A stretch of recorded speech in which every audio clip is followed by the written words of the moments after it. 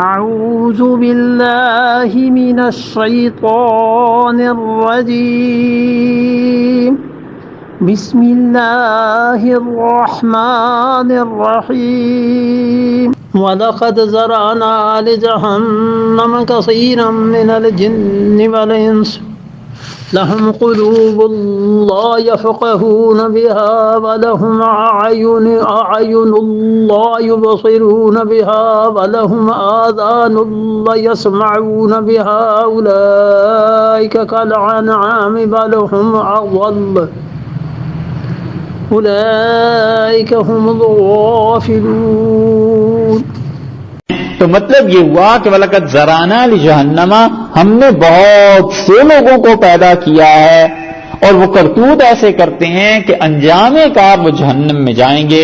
کثیرا من الجن والانس، کثرت سے جو جنات ہیں اور جو انسان ہیں یہ سب جہنم میں جائیں گے۔ اسی لیے رسول اللہ صلی اللہ علیہ وسلم نے فرمایا کہ اللہ تعالی نے ایک مخلوق ایسی نکالی جو جہنم میں جانے والے تھے، اور اللہ نے فرمایا یہ ہیں جہنم میں جانے والے، ولا ابالی، مجھے کوئی پرواہ نہیں ہے۔ اور ایک مخلوق ایسی جو سب کے سب انسان جنت میں جانے والے تھے، اللہ نے کہا لا ابالی، مجھے ان کی بھی کوئی پرواہ نہیں ہے، یعنی یہ ہماری مملکت کو کوئی نقصان نہیں پہنچا سکتے اور یہ ہمارے اختیارات بادشاہی میں کچھ اضافہ نہیں کر سکتے۔ جو اعمال لے کر آئیں گے ہم ان اعمال کا صلہ اور جزا انہیں دیں گے۔ اللہ کسی کا محتاج نہیں، اور جہنم انسان خود اپنے لیے جو خریدتا ہے وہ برے اعمال کر کے ہی خریدتا ہے۔ اس لیے فرما دیا کہ ہم نے کثیرا من الجن والانس، بہت کثرت سے انسان اور جنات یہ جہنم میں جانے والے، اور یہاں تک کہ جنت اللہ تعالی سے شکایت کرے گی اور جہنم بھی دونوں کہ خدایا اور آبادی چاہیے۔ اور رسول اللہ صلی اللہ علیہ وسلم نے فرمایا ایک مخلوق پیدا کی جائے گی اور پھر جنت ان سے بسائی جائے گی، جنت خالی رہ جائے گی۔ اتنی بڑی چیز اللہ نے پیدا فرمائی۔ ہمارے استاد جو حدیث پڑھاتے تھے کہتے تھے میاں انہیں کیا جنت کا لطف آئے گا؟ کہتے جنت کا مزہ تو ہمیں آئے گا جنہوں نے زندگی اتنی مصیبتوں، تکالیف، پریشانیوں میں گزاری، شریعت پہ عمل کیا، لوگوں کے تانے سنے، لوگوں کی باتیں سنی، کس مشقت سے پڑھا، اب تم لوگوں کو پڑھاتے ہیں، تو اس مشقت کے بعد جب راحت ملے گی، اطمینان ملے گا تو مزہ تو انشاءاللہ ہمیں آئے گا۔ ان کو کیا اسی وقت پیدا ہوئے اسی وقت جنت میں چلے گئے۔ اور جہنم اس کا بھی یہی ہے، مگر اس کے لیے کوئی پیدا نہیں کی جائے گی چیز۔ رسول اللہ صلی اللہ علیہ وسلم نے فرمایا جہنم جب یہ کہے گی کہ حل من مزید، اللہ کچھ اور بھی اس میں ڈال دیں، تو اللہ تعالیٰ اپنا پاؤں مبارک جہنم کے منہ پہ رکھ دیں گے اور وہ کہے گی پت خدایا میں بھر گئی۔ یہ اب اللہ ہی جانتا ہے اس حدیث کا اصل مفہوم کیا ہے، بس ایسے ہی ہے جیسے رسول اللہ صلی اللہ علیہ وسلم نے بتا دیا۔ اور یہ کون لوگ ہیں اور کون انسان ہے، کون جن ہے؟ لہم قلوب لا یفقہون بہا، ان کے دل ہیں مگر اس سے سمجھتے نہیں ہیں۔ وَلَهُمْ أَعْيُنٌ، اور ان کی آنکھیں ہیں، لا یبصرون بہا، مگر آنکھوں سے دیکھتے نہیں ہیں، غور نہیں کرتے۔ وَلَهُمْ آذَانٌ، اور ان کے کان ہیں، لا یسمعون بہا، اور اپنے کانوں سے سنتے نہیں ہیں۔ تو تینوں چیزوں کا ذکر فرما دیا کہ دل ہیں مگر سمجھ سے عاری ہیں، کبھی دل لگا ہی نہیں، اللہ کے دین کو سمجھنے کی کوشش ہی نہیں کی، اتنے بے فکرے، اتنی بے فکری کہ دل کے سامنے ساری چیزیں ہو رہی ہیں مگر دل اثر ہی قبول نہیں کرتا۔ آنکھوں سے دیکھتے ہیں اور سمجھتے نہیں ہیں کہ یہ جو نشانی دیکھ رہا ہوں یہ کیا چیز۔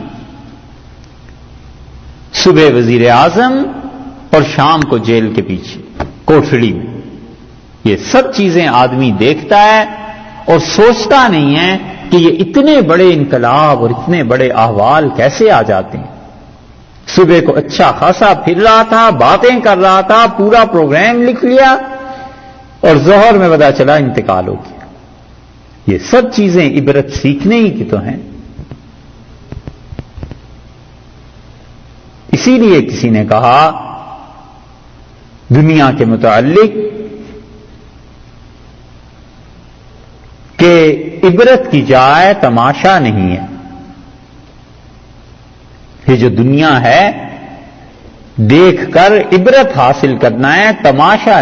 آدمی دیکھے اور سوچے کہ یہ سب کچھ کیا ہے. وَلَهُمْ آذَانٌ لَا يَسْمَعُونَ بِهَا، کان ہیں مگر ان سے سنتے نہیں ہیں. حق کو دیکھنے کے لیے کان بے بہرا ہو جاتے ہیں، سننے کے لیے حق کو. آنکھیں دیکھنے کے لیے بے بہرا ہو جاتی ہیں اور دل حق کو سمجھنے کے لیے مکفل ہو جاتے ہیں. اولئک کالانعام، اللہ نے فرمایا یہ جانور ہیں. بل ہم اضل، بلکہ جانوروں سے بدتر ہیں. یہ جانور مکلف نہیں نا، بل ہم اضل، جانوروں سے زیادہ بے راہ ہیں، گمراہ ہیں.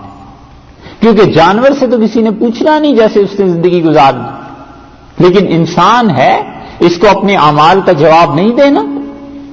اس لیے ارشاد فرمایا کہ بل ہم اضل، یہ مکلف ہونے کے باوجود اتنے بے توجہ.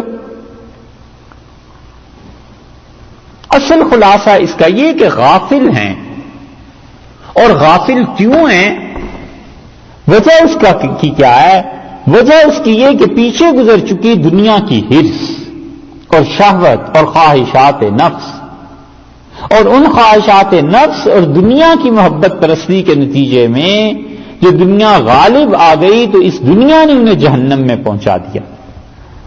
یہ ٹھیک ایسے ہی ہے جیسے اللہ کا ذکر، اللہ کی یاد اور تربیت اور تزکیہ، یہ چیزیں غالب آتی ہیں اور پھر انسان اچھے اخلاق کو سیکھتا ہے اور پھر اس کے نتیجے میں جنت میں پہنچ گیا.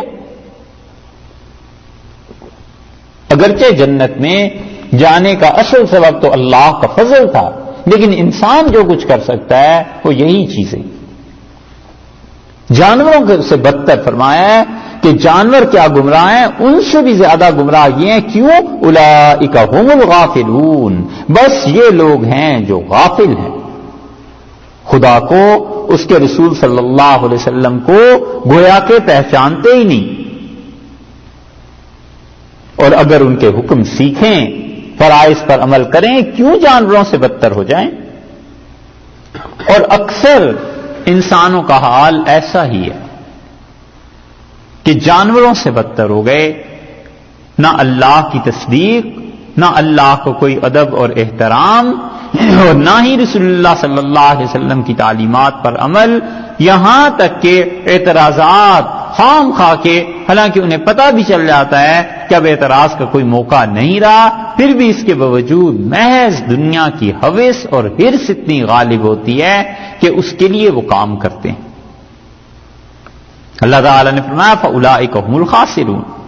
پہلے فرمایا ہے، یہاں پر فرمایا ہے کہ دیکھیے وَأُولَئِكَ هُمُ الْغَافِلُونَ، یہ بالکل غفلت، اور غفلت نام ہے عدم ذکر کا، غفلت نام ہے یاد نہ کرنے کا. تو جو آدمی یاد کرتا رہتا ہے اللہ کو، وہ غافل نہیں ہوتا، بس اللہ کو یاد کرتا ہی رہے. زندگی کا سب سے اچھا وقت وہ جو اللہ کی یاد میں گزرا، اللہ کی اطاعت میں گزرا، اور جتنی غفلت غالب آ گئی اتنا انسان خراب ہو گیا. اصل چیز بھائی اللہ کو یاد کرنا تھا. اب اس کی مثال سمجھیے ایسے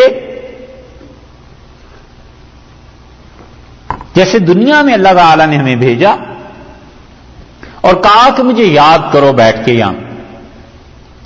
تھوڑی دیر کے بعد انسان کو بھوک لگی تو عرض کیا کہ پیاس بھوک محسوس ہو رہی ہے، فرمایا اچھا جاؤ کھانا کھاؤ اور آ کے پھر یاد کرنا. ہمیں یاد ہے اپنی طالب علمی کا زمانہ، ٹیچرز کیسے، اساتذہ کیسے پڑھاتے تھے، ہزار بہانے کرو، کہتے اچھا یہ کام کراؤ، کتنی مرتبہ جاؤ گے واش روم، آخر آ کے پڑھنا تو ہے ہی.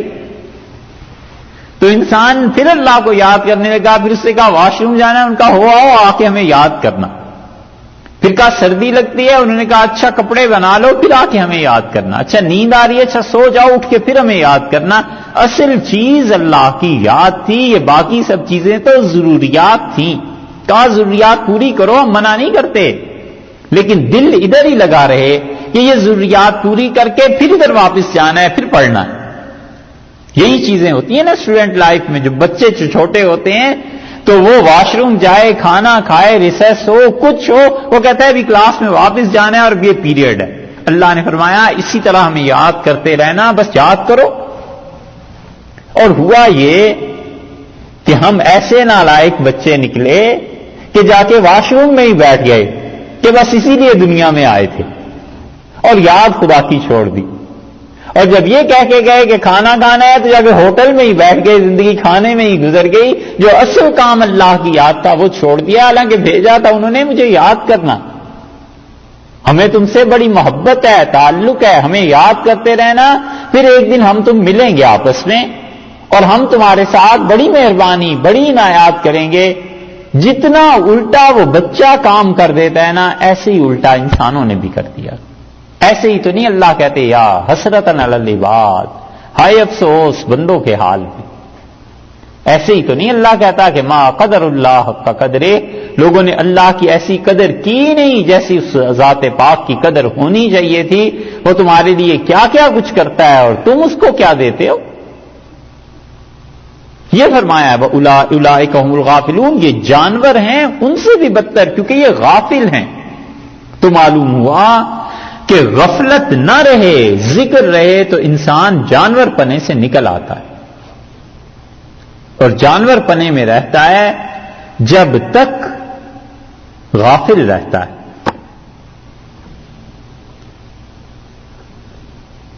مولانا روم رحمت اللہ علیہ نے مثنوی میں ایک حکایت لکھی ہے، لمبی ہے، اس کو تو نہیں سناتے، لیکن جو خلاصہ مولانا نے نکالا ہے ایک فکرے میں نا، اگر سمجھنا ہو تو وہ سمجھے. کہتے ہیں کہ انسانوں میں بچے سے مرد، نابالغ سے بالغ اس وقت بنتا ہے جب کہتے ہیں کہ اس کے جسم سے گندگی کا اخراج ہوا، گندگی نکلی. اور وہ کہتے ہیں کہ مرد سے آدمی اور جانور سے انسان اس وقت بنتا ہے جب خود گندگی سے نکل جاتا ہے. یہ گندگی تو ہے کہ اپنے سینے میں لوگوں کی برائیاں رکھنا، انتقام کے طریقے سوچنا، خام خواہ لوگوں کے اعتراضات، عیوب، غیبت، جھوٹ، الزامات، یہ سب کچھ اپنے سینے سے نکال دیتا اور صاف سینہ رکھتا اور اللہ کو یاد کرتا. کیسی پاک زندگی گزرتی، مگر انسان نے اپنے لیے بکھیڑے بنا لیے. اور سب سے بڑی وجہ غفلت ہے، یہ جرم ہے غفلت. اللہ نے کہا یہ غافل ایسے ہیں جانوروں سے بدتر، جانوروں سے زیادہ گمراہ ہے. کہ جانور کتا ہے لیکن اپنے مالک کا وفادار ہوتا ہے، اور یہ آدمی اپنے مالک کا وفادار نہیں. اور جانور اس کو تھوڑا سا کھانا دے دو تو وہ کتا بھی دم ہلانے لگتا ہے اپنے مالک کو دیکھ کر، اور وہ کتا بھی اس کے پاؤں چاٹتا ہے کہ یہ میرا مالک ہے، اس نے آقا ہے میرا. یہ ساری چیزیں دیکھنے میں نظر آتی ہیں نا، اور یہاں تو زیادہ نظر آتی ہیں یہ سب چیزیں. اور انسان ان سے بھی گئے گزرے ہو گئے. جب کوئی آدمی گرتا ہے انسانیت سے تو وہ پھر گرنے کی رفتار کوئی تھوڑی سی ہوتی ہے، وہ تو پھر جانوروں سے بھی بدتر ہو جاتا ہے.